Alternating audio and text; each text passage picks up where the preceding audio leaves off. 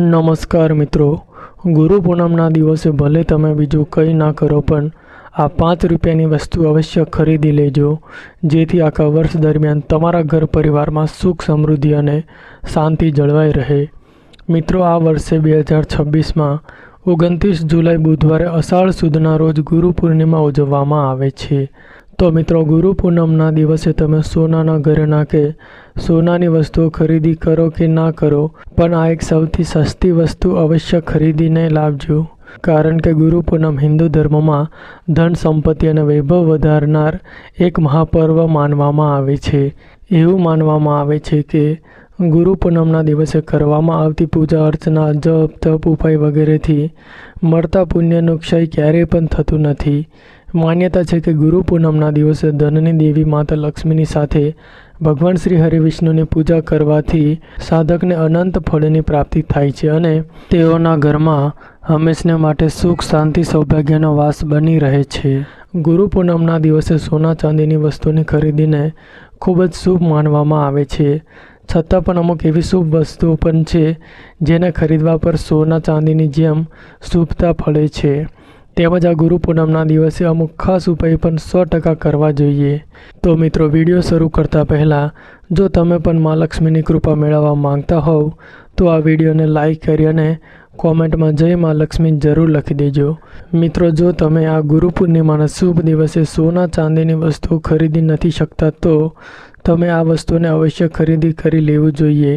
આ વસ્તુઓને ખરીદીને લાવવી ખૂબ જ શુભ માનવામાં આવે છે।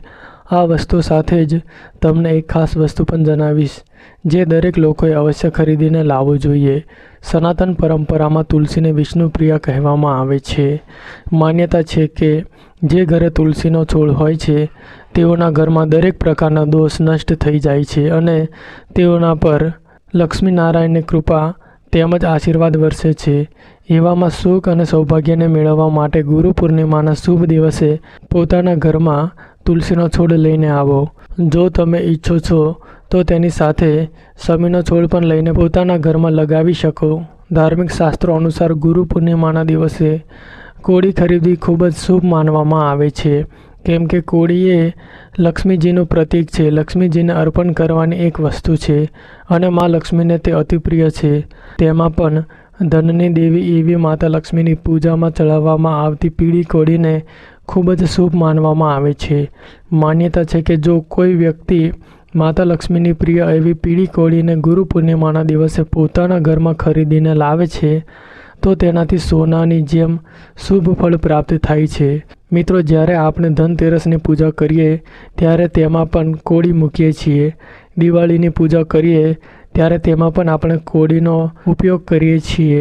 જો આપણા ઘરમાં પહેલાંથી જ કોળી હોય તો તેને મંદિરમાં રાખીને તેની પૂજા કરવી જોઈએ અને કોળી ઘરમાં ન હોય તો કોળીની ખરીદી આજના શુભ દિવસે કરી લેવું જોઈએ અને આજના આ દિવસે આપણા મંદિરમાં રાખીને તેની પૂજા કરવાની। ત્યારબાદ એક લાલ કપડામાં વીંટીને તેને તિજોરીમાં રાખી દેવાની છે। આમ કરવાથી આપ સૌની બધી જ આર્થિક સમસ્યાઓ હશે તે ટૂંક જ સમયમાં ગાયબ થશે અને તમારા ઘરમાં લક્ષ્મીજીનો વાસ અવશ્ય થશે। સનાતન પરંપરામાં શ્રી યંત્રને માતા લક્ષ્મીનું પ્રતીક માનવામાં આવે છે। માન્યતા છે કે જે ઘરમાં વિધિ વિધાનથી સ્થાપિત શ્રી યંત્રની પૂજા થાય છે તેના ઘરમાં ભંડાર હંમેશા ભરેલો ને ભરેલો જ રહે છે।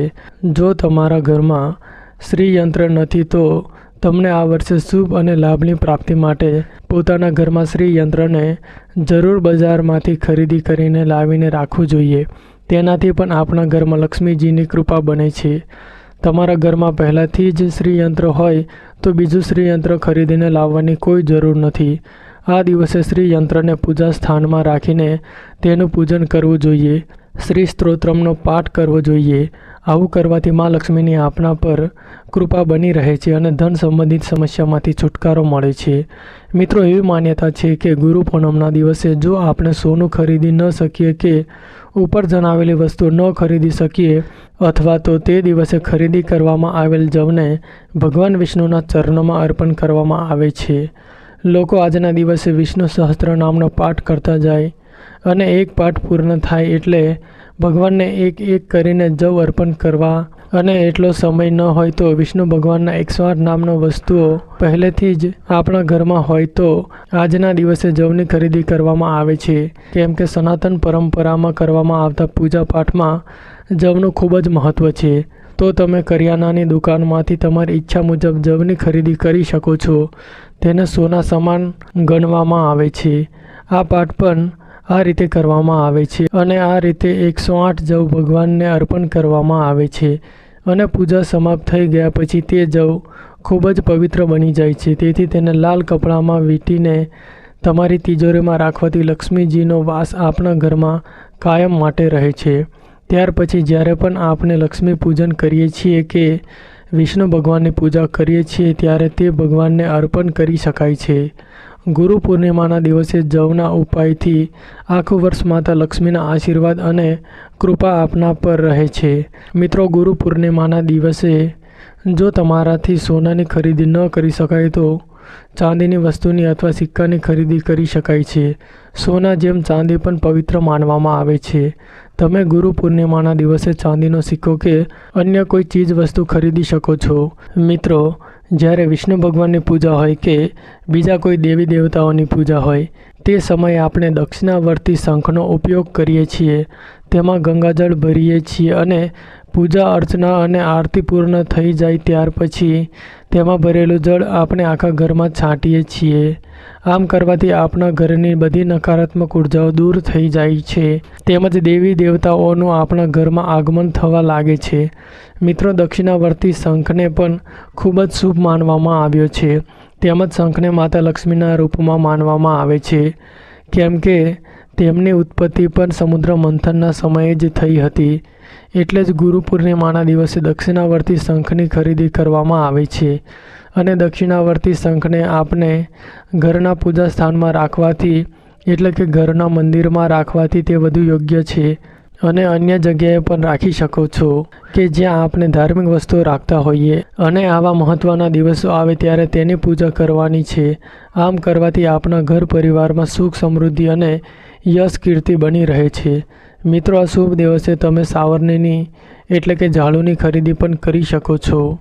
સાવરણીને પણ લક્ષ્મીજીનું પ્રતીક માનવામાં આવે છે. સાવરણી માતા લક્ષ્મીનું પ્રતીક હોવાથી ગુરુ પૂર્ણિમાના દિવસે જો સાવરણીની ખરીદી કરવામાં આવે તો માતા લક્ષ્મીનો આપણા ઘરમાં વાસ થાય છે અને આ શુભ દિવસથી તે નવી સાવરણીનો ઉપયોગ કરવો જોઈએ. તેમજ આ દિવસે માટીના વાસણોની પણ ખરીદી કરવામાં આવે છે. માટીના વાસણોનું મૂલ્ય સોના ચાંદી કરતાં એકદમ સસ્તું હોય છે અને આ શુભ દિવસે તેની ખરીદી કરવી સોના ચાંદી સમાન જ ગણવામાં આવે છે. એટલા માટે તમે આજના દિવસે માટીના કોઈ પણ વાસણ ખરીદી શકો છો. તમે માટીનું પાણી ભરવાનું માટલું લો કે દીવો કરવાનું કોડિયું લો, ગમે તે અન્ય વસ્તુ ખરીદીને લાવી શકો છો.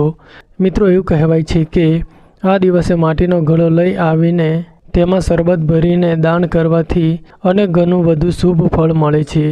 ગુરુ પૂર્ણિમાના શુભ દિવસે તમે સોનું ચાંદી તથા જમીન મકાન મિલકત વાહન વગેરે ખરીદી કરી શકો છો. એવું માનવામાં આવે છે કે જે પણ આ શુભ દિવસે આ વસ્તુઓ ખરીદે છે તેઓને સુખ સમૃદ્ધિ પ્રાપ્ત થાય છે અને ઘરમાં માતા લક્ષ્મીનો વાસ રહે છે.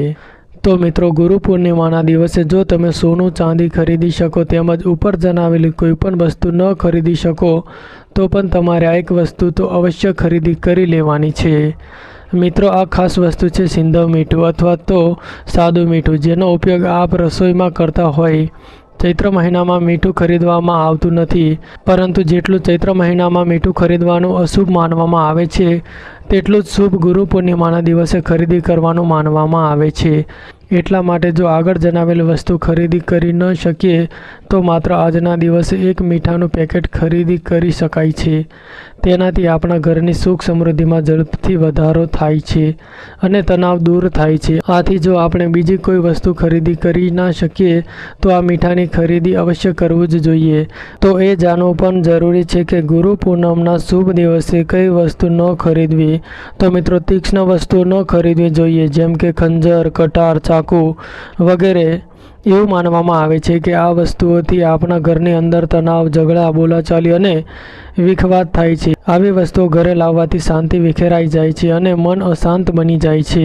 તેથી આ વસ્તુને શુભ દિવસે લાવવાનો નિષેધ માનવામાં આવે છે. મિત્રો, ગુરુ પૂર્ણિમાનો દિવસ એક પવિત્ર અને શુભ દિવસ છે, જ્યારે કાળા રંગને તામસિક ઉર્જાનું પ્રતીક માનવામાં આવે છે.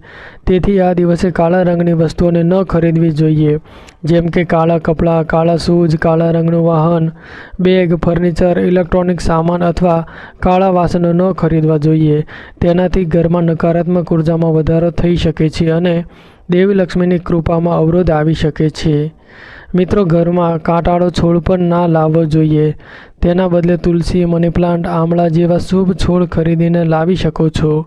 તો મિત્રો, જો આ માહિતી તમને ગમી હોય તો વિડીયોને લાઈક કરી અને ચેનલને સબસ્ક્રાઈબ પણ કરી દેજો.